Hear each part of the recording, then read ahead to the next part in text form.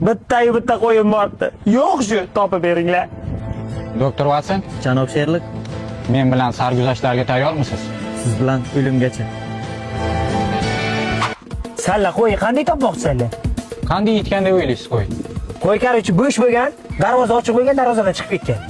Yo'q. Qo'yni topish uchun qo'ydek fikrlash kerak. Qo'y sizni chalg'itish uchun darvozani ochib, devordan oshib chiqib ketgan. Ana, u gap yo'q. Mana qo'yning fikrlaringiz.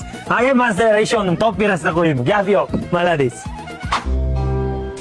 Doktor Watson, Labbay. qumaloq haqida ma'lumot bering. Bo'yi 1 sm, eni 0.5, og'irligi 1 gram.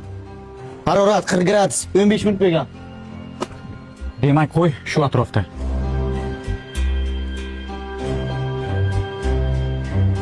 Janob Sherlik, qo'y shu yerda bo'lganmi? Ha, suv hali issiq. Qo'y bizni chalg'ityapti. U hech qayerga ketmagan. U shu yerda. Biz qo'yingizni topdik. Mana. Imi, qo'ycham jonlaring. Sherlik, rahmat. Dumchasi, rahmat. Sizlar abdish rahmat, lekin qayerda ekan? Yemxonada kapaklar yuvib turgan ekan. Yemxonada ekan. Ha, voy.